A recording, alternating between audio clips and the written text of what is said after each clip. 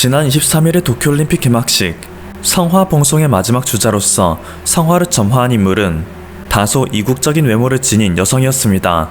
이름은 오사카 나오미, 일본식 이름이었지만 그녀의 외모는 일본인들의 외모와 사뭇 달랐는데요.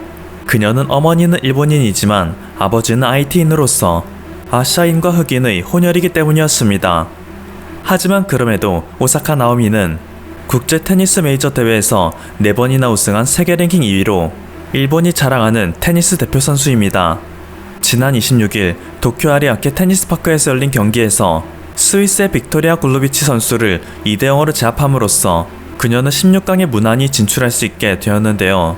경기가 끝난 후 그녀는 여지없이 수많은 취재진들과의 인터뷰를 진행하게 되었습니다.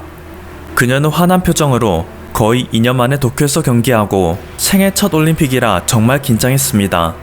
하지만 상대가 강했음에도 이길 수 있어 기쁩니다. 라는 소감을 밝혔죠. 세계 2위 랭킹임에도 겸손한 그녀의 인터뷰에 일본인들은 열광하고 있습니다. 그런데 그녀의 인터뷰에서는 한 가지 이상한 점을 느낄 수 있었습니다. 일본 기자들은 그녀를 향해 일본어로 질문을 하고 있는데 그녀는 오직 영어로만 대답을 한 것이었습니다. 이렇게만 보면 그녀가 혼혈이기 때문에 일본어를 못할 수도 있지 않냐는 생각이 들기도 하는데요. 그녀는 일본에서 태어나 성인이 되어서도 일본의 국적을 선택한 명백한 일본인입니다. 물론 미국에서 오랜 생활을 하여 영어가 훨씬 능숙하고 일본어는 다소 어눌한 측면이 있긴 하죠. 하지만 그녀의 일본 팬들은 그러한 그녀의 일본어마저도 재미있다며 열광해줍니다. 오사카 나오미 또한 최근 SNS 등을 통해 자신이 수영복 화보를 촬영했다는 사실을 알리며 일본인 여성으로서 스스로에게 자부심이 있다라는 애국 마케팅을 진행한 바가 있는데요. 이 정도로 일본에 자부심을 지닌 그녀가 일본어를 할 수 있음에도 불구하고 일본 기자들의 일본어 질문에 오직 영어로만 답변한 것은 다소 이해하기 어려운 부분입니다. 특히나 일본의 방송은 일본어라는 것에 광적인 집착을 하여 세계의 모든 인터뷰 내용을 일본어로 더빙하는 것으로 유명하죠. 때문에 일본의 성우시장은 세계에서 가장 발달된 것입니다. 하지만 일본인 여성인 오사카 나오미가 굳이 영어로 인터뷰를 함으로써 일본에서 방송을 보는 일본인들은 일본어를 할 줄 아는 일본인 국가대표가 영어로 답변하는 것을 일본어 더빙을 통해 듣게 되는 상당히 이상한 상황이 연출되고 말았습니다. 일부 일본 네티즌들은 그녀를 후원하는 기업들이 대부분 일본 최대 항공사 아나, 니신식품 등 일본 기업임에도 굳이 일본어가 아닌 영어로 인터뷰를 했어야 하냐는 불만 소리를 내고 있습니다. 사실은 그녀가 오직 돈을 벌고 주목을 받기 위해서 일본이라는 국적을 이용하는 것 아니냐는 비판이 나오죠. 그렇다 보니 한국의 어떤 국가대표 선수가 진행한 또 다른 인터뷰는 일본인들의 부러움을 사고 있기도 합니다. 지난 26일 도쿄 일본武道館에서 열린 유도 남자 73kg급 경기에서 대한민국의 안창림 선수가 동메달을 획득한 소식이 전해졌습니다. 그는 아제르바이잔의 루스탐 오르조프 선수를 상대로 경기 종료 7초 전 업어치기 절반으로 누름으로써 동메달 결정전에서 극적인 승리를 거둘 수 있었는데요. 그는 이날 하루 동안 32강전부터 4강전까지 무려 4경기 연속 연장전을 치를 정도로 극한의 상황이었습니다. 32강전에서는 2016년 리우올림픽의 금메달리스트인 이탈리아의 파비오 바실과 만나 연장전까지 가는 접전을 펼쳤고 그를 간신히 이기고 난 후에 진출한 16강전에서는 우즈베키스탄이 키크 마틸로크 투라이프 선수를 상대로 맞서 싸우며 상대의 거친 플레이에 코피가 나는 참사가 일어났습니다. 연장전까지 거쳐 이겨낸 그의 얼굴은 온통 피범벅이었죠. 8강전에서도 그는 이스라엘의 토하르 부투블 선수를 상대로 연장전까지 가서야 승리를 쟁취해낼 수 있었고 4강전에서도 조지아의 라샤 샤브다 투시빌리 선수를 상대로 정규시간 4분에 연장전 4분 37초의 경기를 치렀습니다. 그가 치른 경기 시간을 모두 합치면 정규시간의 2배였기에 그의 체력은 완전히 바닥을 향해 치닫고 있었죠. 조지아 선수와의 대결에서는 매트에서 일어날 때 몸을 휘청거릴 정도로 그는 위태로 보였습니다. 이런 상황 속에서 곧장 진행해야 했던 동메달 결정전은 그에게 정말 포기하고 싶었을 순간이었을 텐데요.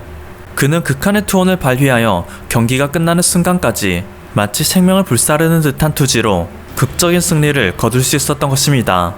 워낙 영화 같은 일이 그의 하루 동안 벌어졌다 보니 이날 경기장에 있던 취재진들은 금메달과 은메달을 획득한 선수들보다 동메달을 획득한 한국의 안창림 선수에게 더 많이 몰려들었습니다.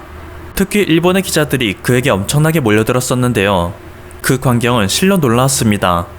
안창림 선수는 매우 유창한 일본어로 동메달이라는 결과가 만족스럽진 않지만 하루하루 최선을 다했기에 후회는 없다 답했습니다. 바로 직전 있었던 한국 기자들과의 인터뷰에서는 유창한 한국어로 답변하고, 직후 진행된 일본 기자들과의 인터뷰에는 유창한 일본어로 답변하자 일본 네티즌들은 의아함을 금치 못했습니다. 그래서 그의 배경을 알아보게 된 일본 네티즌들은 하나같이 충격에 빠지고 말았는데요. 알고 보니 그가 학창시절 모두를 일본에서 보낸 제1교포 3세였던 것입니다. 초중 고등학교 시절 일본 내 각종 유도대회에서 수상하며 유도 명문 대학인 스쿠바 대학에 진학하였고, 대학교 1학년 때에는 당시 기대주였던 하시모토 소이치를 꺾고 전 일본 학생 선수권 대회에서 우승을 하기도 했습니다. 이렇게 일본에서 촉망받던 인재이다 보니 일본에서는 그에게 끊임없이 러브콜을 보냈습니다. 일본 국적으로 귀화하여 일본 선수가 되는 것이 어떻습니까? 제1교포 2세도 아닌 제1교포 3세의 그로서는 너무나도 달콤한 유혹이 아닐 수 없었습니다.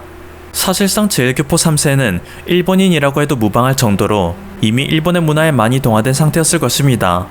유도의 종주국인 일본에서 일본인으로서 활동하게 된다면 한국인으로서 선수 생활을 하는 것보다 훨씬 많은 가능성이 열리기 때문에 안창림 선수의 주변 사람들은 모두 그가 당연히 기화 제의를 받아들일 것이라 생각했습니다. 그런데 놀랍게도 그는 일본의 기화 제의를 단호하게 거절했습니다. 지난 26일 진행된 한국 기자와의 인터뷰에서도 이것은 크게 화제가 되었던 문제인데요. 일본인 기화 제의를 뿌리친 데에 대해 아직도 후회하지 않느냐는 한국 기자의 질문에 그는 조금의 주저도 없이 후회하지 않는다 답했습니다. 할아버지 할머니께서 목숨 걸고 지키신 국적입니다. 일본에서는 제1교포가 어려운 입장으로 일본에서는 한국 사람 취급을 받고 한국에서는 일본 사람 취급을 받는 경우가 있는 게 사실입니다. 하지만 저는 언제나 제 자신이 한국인이라 생각합니다. 라며 자신의 생각을 당당하게 밝혔습니다. 실제로 그는 한창 유도의 꿈을 키우던 초등학교 5학년 나는 태극마크를 가슴에 달고 올림픽에서 금메달을 다는 게 꿈이라는 장래희망을 일본 학교 교실에서 밝힐 만큼 한국인으로서의 자부심이 출중하였습니다. 하지만 일본의 학교와 정부는 이를 아니 꼽게 생각했죠. 그가 한국인이라는 이유로 각종 주요 대회에 참가 못하도록 온갖 제약을 부여했습니다. 그리고 노골적인 차별 뒤에는 언제나 달콤한 협박 속 기하 제의가 뒤따랐습니다. 일본에서 열리는 큰 대회에서 실전 경험을 쌓지 못하여 낙담하고 있는 안창림 선수에게 일본은 최고의 대우를 약속하며 집요하게 기하 제의를 건넸습니다. 제1교포 2세로서 누구보다 아들의 어려움을 잘 아는 안창림 선수의 아버지 역시 그에게 기하 제안을 할 정도였죠. 하지만 안창림 선수의 의지는 단호했습니다.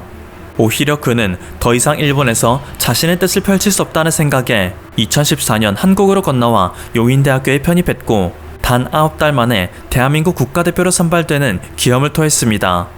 그리고 7년간의 뼈를 깎는 노력 끝에 이번 동메달을 쟁취해낼 수 있었던 것입니다. 만약 한국인이고자 했던 그의 강인한 의지가 없었다면 26일 진행된 올림픽 수여식 현장에서 보이는 이 태극기는 새빨간 일장기로 대신 걸려 있었겠죠. 그의 애국심에 경의를 표하고 싶습니다. 일본이 주목하고 있는 한국의 선수는 안창민 선수뿐 아닙니다. 지난 26일 일본의 아사히 신문은 한국 대표팀 유도 57kg급 김지수 선수를 주목하여 다루었는데요. 김지수 선수 역시 안창림 선수와 마찬가지로 제1교포 3세였습니다. 기사의 내용에 따르면 김지수 선수의 아버지 김덕재 씨는 제1교포로서 일본에서 자신이 당한 차별로 인해 딸도 같은 차별을 받게 하지 않기 위해서 딸이 유도를 배울 수 있도록 교육을 했다고 하죠. 초등학교 시절 반 친구의 소지품이 없어졌는데 내가 훔친 것이 아니냐는 친구들의 의심이 있었다. 중학교 시절 때에도 나는 담배를 피우지 않았는데 담임 선생에게 담배를 피웠다며 꾸중을 들었다. 나는 학창시절 조선 아이는 나쁜 짓을 일삼는다며 호되게 야단을 맞는 등 몇 번이나 불쾌한 경험을 한 적이 있다. 나의 아이는 자신의 몸을 스스로 지키기 위해서 정신력과 체력을 기르기를 바랐다. 김덕재 씨는 김지수 선수에게 유도를 가르친 동기를 위와 같이 설명하였습니다. 그런데 자기 방어 목적으로만 유도에 입문했던 것에 비해 김지수 선수가 지닌 재능은 훌륭했습니다.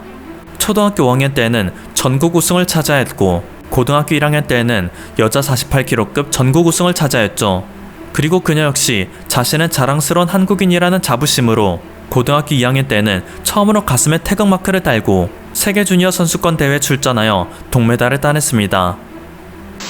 일본의 지원으로 일본의 간판 스타가 되었지만 정작 경기 후에는 오직 영어로만 인터뷰하는 오사카 나오미 선수, 그리고 일본이 그토록 귀하를 끈질기게 요청하였지만 끝끝내 한국인 국적을 고집함으로써 올림픽 경기장에서 당당히 태극기를 가슴에 걸고 한국어로 자신들의 의지를 알린 제1교포 안창림, 김지수 선수. 일본인들은 그들을 비교하며 진정한 애국심이란 무엇인지, 대체 한국과 일본은 무엇이 차이가 있기에 선수들이 이토록 극명한 차이를 보이는지 한국에 대한 부러움의 시선을 보내고 있습니다.